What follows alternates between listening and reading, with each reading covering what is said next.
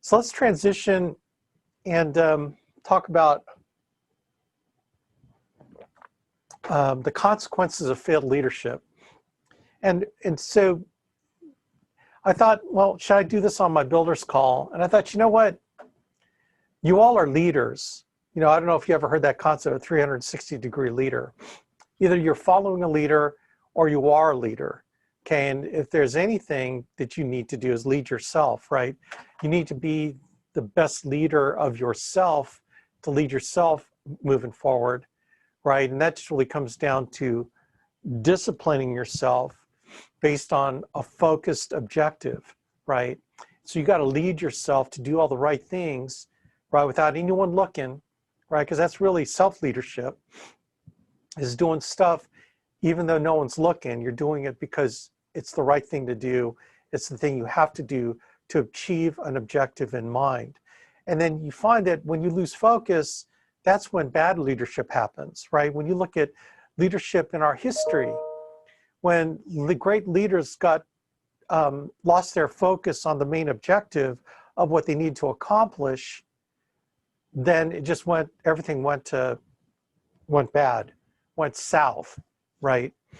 And so, you know, here's a great example, you know, about 1000 BC, right? King David, right? King David was chosen by God to lead the Israelites, and he kind of led a storied life, right? One of the great leaders of the Israelites, slayed Goliath, was chosen by God through the prophet Samuel, and became like, you know, the statue of David in Rome. You know, it was great leader. But David lost his focus, right? The consequences of losing your focus as a leader can be just terrible, you know, and everyone, not everyone, but, you know, the story of Bathsheba. So the Israelites are fighting. David's in his palace on his terrace, kind of checking things out. And he sees Bathsheba taking a bath. And he's lusting after her. And Bathsheba is the wife of one of his major generals, Uriah. I always think about Uriah Heep, the rock group, right, Will? Anyway, Uriah. And so he calls Bathsheba to see him, and he ends up sleeping with her, ends up getting her pregnant, right?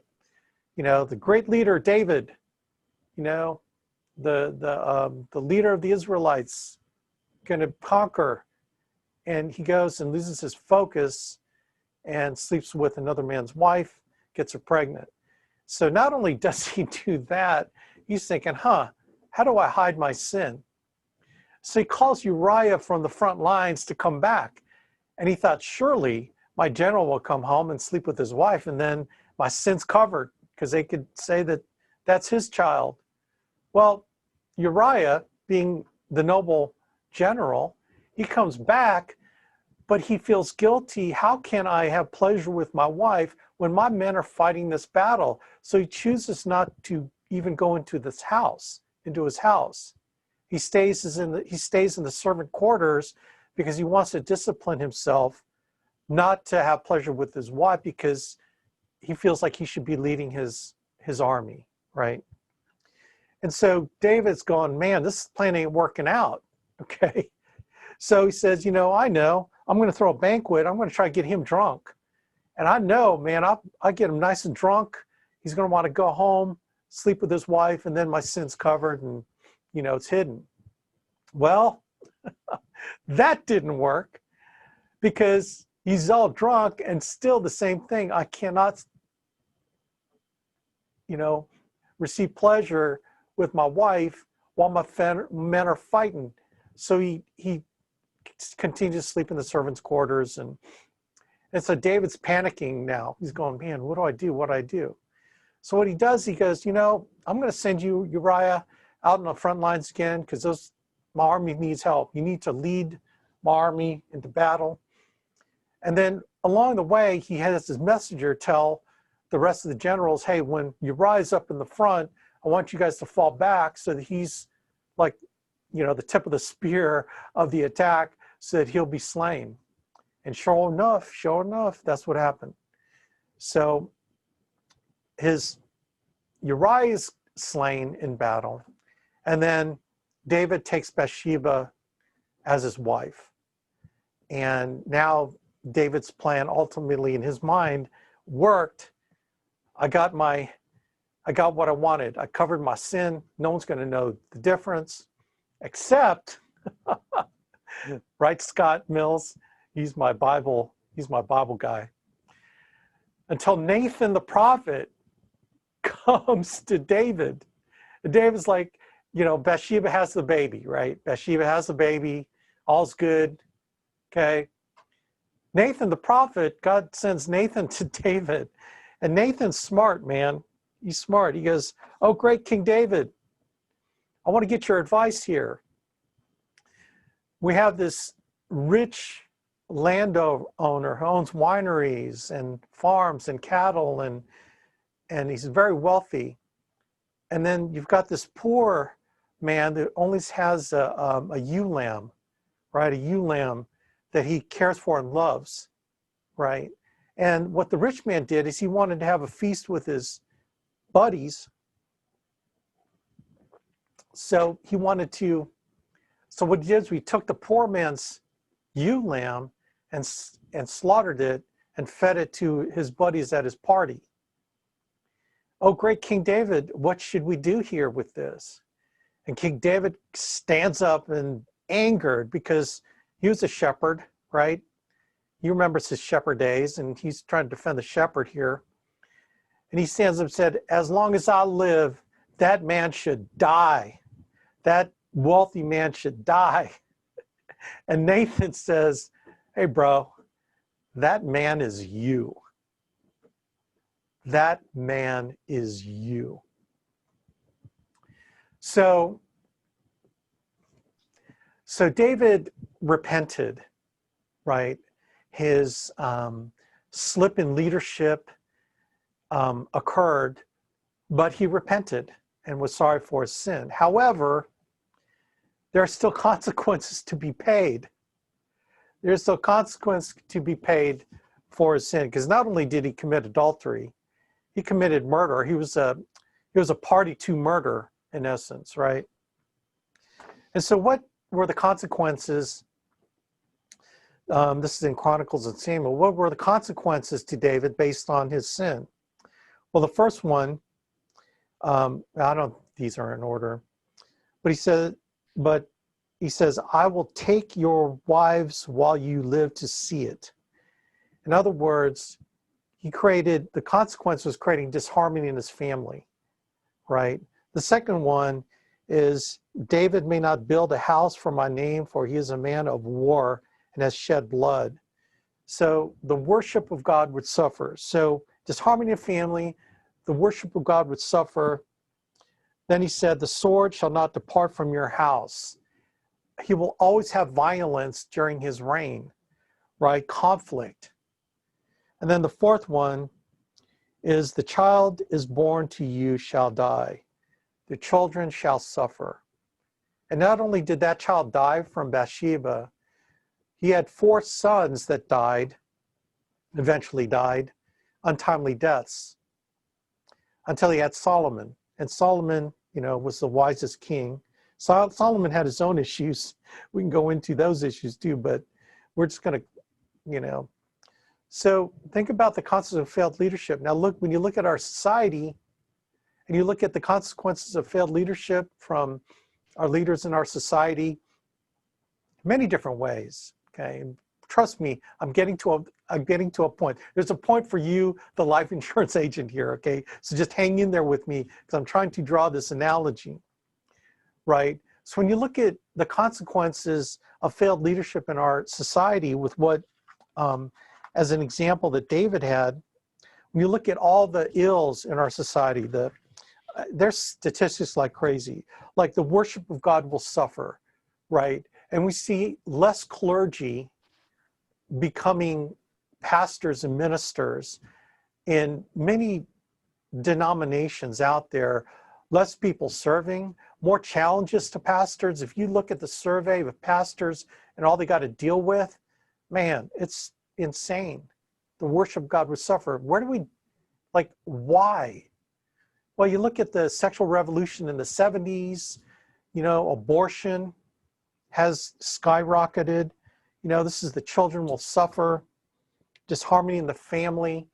I mean, conflict in society. There's so many things we look around, the rise of the crime rates, you know, all this stuff. There are consequences to lack of leadership. And when you look at the consequences of our society for poor leadership, man, it's all around us. You know, God will not be mocked, man. So what does this mean for you, the life insurance agent? Okay, seriously, I do have a point here.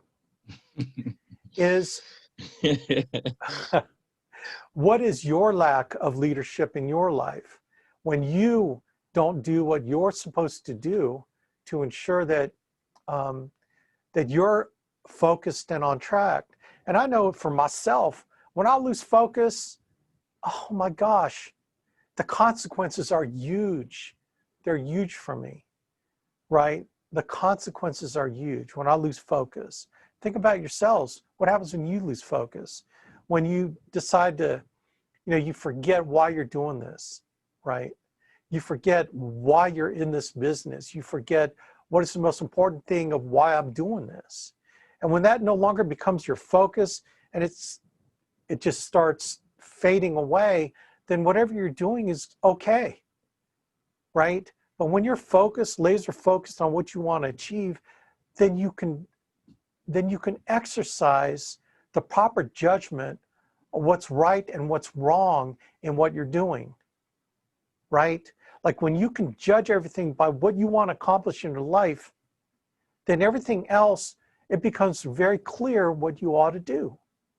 So if you want to be focused on a relationship with your spouse, what are the things you have to do to make that happen? Is it going to the bar? Is it hanging out with your buddies, looking at porn? Is that the focus that how your desire to create a relationship with your spouse?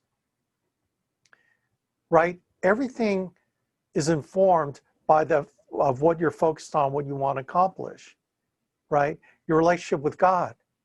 Is what you're doing bring you closer to Him or further away? Okay? It informs what you do. It gives you better judgment, wiser options when you know exactly what you want to accomplish. So for example, in our business, being the ultimate salesperson, and when you think about it, the objective is not, I'm going to be the best salesperson. It's what am I doing this business for? What am I doing this business for? What will this income do for me? What is the freedom of being able to set my schedule around my family? What will it do for me and my family? What ultimately do the renewals will do for my family in the future? What types of things in my life will come together because I'm focused on making this business work? Maybe you operate on a higher level where you're thinking, God put me here for a reason. You know, I mean, come on, man. If you think that your life is if you try to lead your life properly, you know, maybe there's a reason you're in this for beyond just the money. Maybe you're in this because you can relate to a family to get them covered so that when they die, their family's not going to be burdened. You could be the hand of God in your life for other people. Does that make sense? That your life can be an instrument to help others. Maybe you're at a higher plane. Whatever it is, when you apply focus on wanting to accomplish that, then everything else starts to make sense, doesn't it? Booking 40 appointments a week starts to make sense because it helps you achieve what you're focused on. Helping others, helping as many people as you can, serving your family, putting retirement away, sending your kids to better schools, giving your kids an example of someone who's focused and works. You know, I'll tell you what, man, your children don't want to hear a sermon, they want to see a sermon. And the best sermon your kids can see is the one that you give them by living your life properly, right? Living your life properly according to what it is that you value in your life. Does that make sense? Like, there's a reason why we have the 8 steps to success, isn't it? The 8 steps to success isn't just some BS thing to sell books. These things help keep you on track. It helps you make the right decisions of becoming the best version of yourself in our business, the best salesperson, right? The best server of your clients, the best provider of product to the right people, the best retirement planner for people that are looking, that need help in retirement. If you don't know annuities, how can you help people? If you don't know the hospital indemnity program, how can you help someone with that when you don't even know the product, right? Do you see how the shortcomings due to lack of focus have major consequences, right? In people that are not covered, if you are not sharpening your saw to get better at your closing rates and helping families, that person could die tomorrow because you weren't disciplined enough in setting that appointment or getting that person covered. They could die tomorrow. And their families are scrambling, trying to figure out what to do. You know, now you certainly can blame the client, right? Well, the client just won't think about it. Or maybe you didn't do your job hard enough to get the pain, to close them, to tell them that, look, let's just get started with this.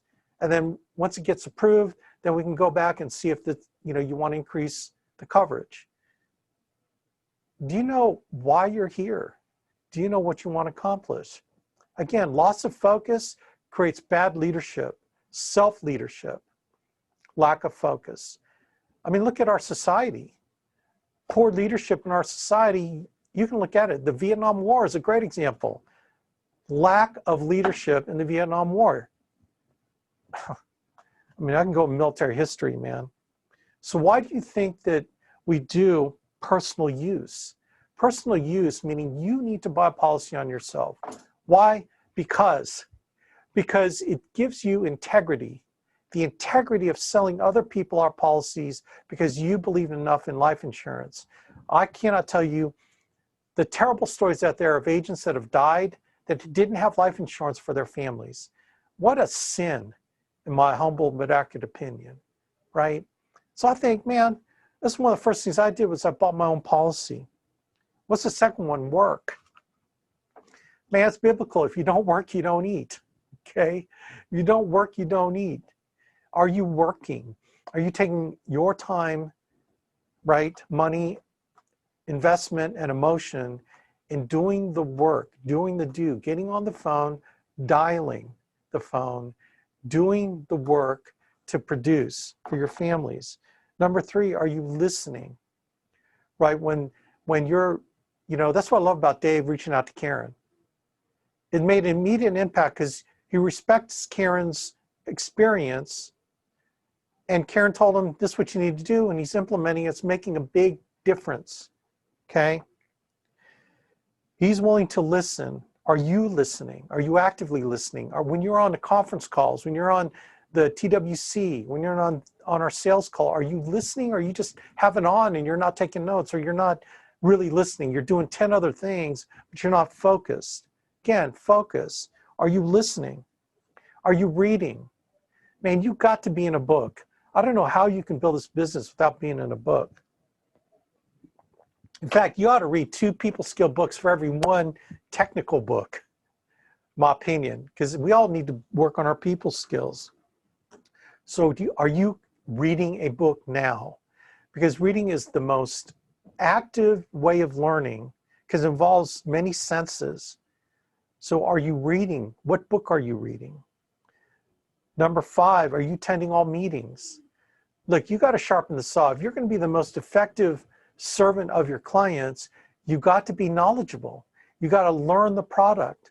You got to attend all the conference calls or product training, and then you got to do everything else on the side outside of that to sharpen your saw. Like I remember we used to teach one new product a week. Like a product you don't know, grab the product guide, learn it, learn how to run the rates, okay? Like one new product a week on a Friday afternoon when you have downtime, one new product a week. Can you do that, right? And then attend all meetings, all the webinars that we do throughout the week. Number 6, are you teachable? Man, please control the ego. And I'm talking to myself, control the ego. If you need help, call. If you need help, don't try to figure it out. Get some help. That's what I love. Again, Dave said, I'm tired of this, not getting stuff issued. Let's talk to Karen. He's reaching up, reaching out. Man, be teachable. Be humble enough to say that I don't know it all. I need to learn. Alex, where do I need to go to get this information? Okay. Then be accountable. Say what you're going to say. Do what you say you're going to do. Right? It's been good for your word. When you tell me that you're going to do 20,000 this month, you're going to do 10,000, man, show me, don't snow me. How are you going to get your leads? How many leads do you need? What do you need to do? Be accountable to yourself, to your family. Are you accountable for all the time that you have allotted for this business? This goes back to last week when we talked about time, right? Are you accountable for the time, and are you taking account of it so that you, like tracking it, so you can be accountable to it? Does that make sense? Like, you know where your time's going, so are you managing to what you know you have to do? Then finally, the number 8 is communicating with a positive mental attitude, right? Are you Debbie Downer? Are you Dave Downer? Are you, dumping on other people? Like, do not call another agent and start dumping on them all your crap, because you're hurting that person's business. Number 1, you're hurting their attitude. Number 2, you're hurting their attitude, so it hurts their upline's business, right? If you've got negative stuff to unload, call me. That's what your upline's there for, is to spread negative upline, right? But communicate with a positive mental attitude. It does no good for you to yell at the NAA staff if something goes wrong, the commissions people, if you're figuring out where your commissions, what's the matter with your commissions. It doesn't help you to get mad at the insurance carriers. Trust me, we hear about it. And how I hear about it is Andy Albright will call me and say, hey, dude, do you know Joe Smith in your group? It's like, oh, crap. What'd he do? He goes, dude, we have a recording of him swearing up and down at one of the support people at Mutual of Omaha. Man, it's like being taken to the principal's office. Like, man, people will help you if you're respectful to them. And then that's something I got to watch out too, because I got a temper and a half. This angry Filipino comes out of me, I'll promise you. And I got to quell that guy, because sometimes he will go off and I need to watch it. So I'm talking to me, okay? You know what I'm saying? Be kind and respectful to others, and chances are you're going to at least get what you want. You'll get what you want, or at least understand.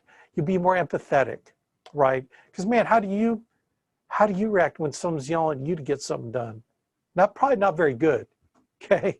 Remember the military boot camp? Right? That's not a way to motivate somebody.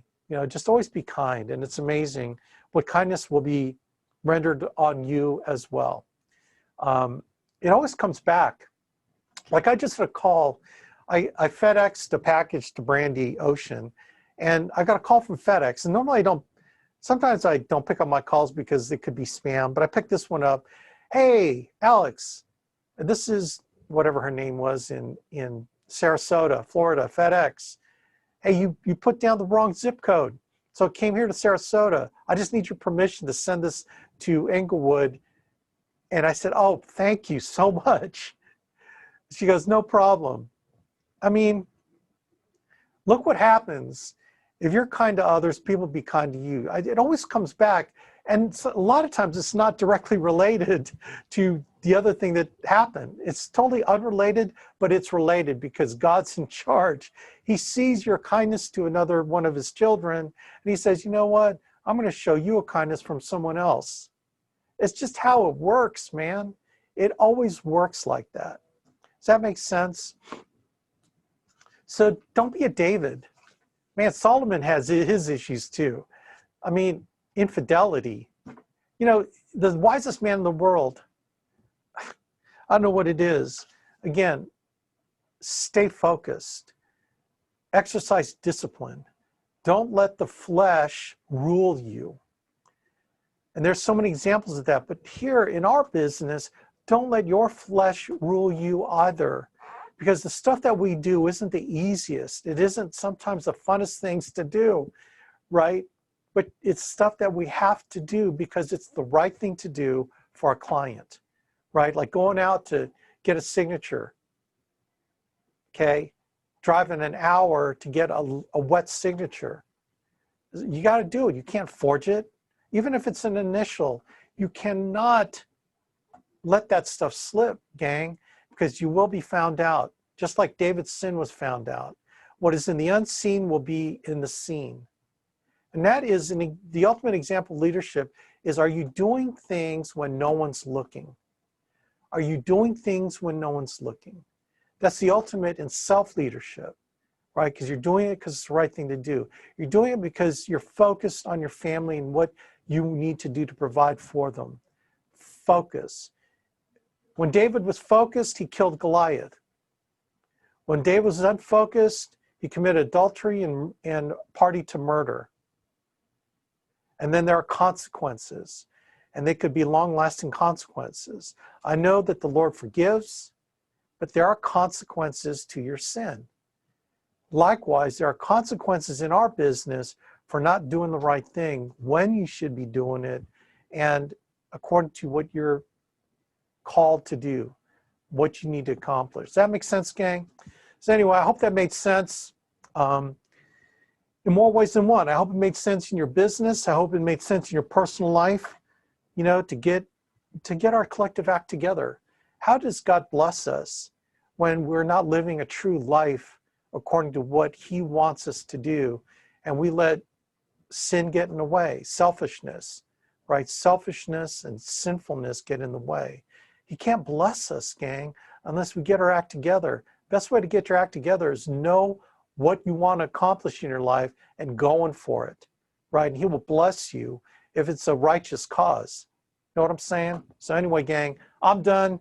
Let's rock it this week. Let's reproduce this leaderboard for next week, okay? Let's break 50,000. We got the players, man. I promise you, we got the players. So I'm praying for you every morning, okay? And every night when I go to bed. So know that I'm praying for you. So let's go do it, man. God bless everybody. Great job, gang. Great job, Dave Henderson. Appreciate your tips, Karen. I'm going to get that out to the group. And let's rock it. God bless everybody.